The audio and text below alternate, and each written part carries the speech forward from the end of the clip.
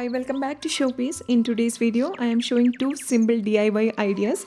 The first one is a DIY painting which I made using an old laminated plywood plank, and for the frame I used some golden lace from an old shawl. Now let's begin the process.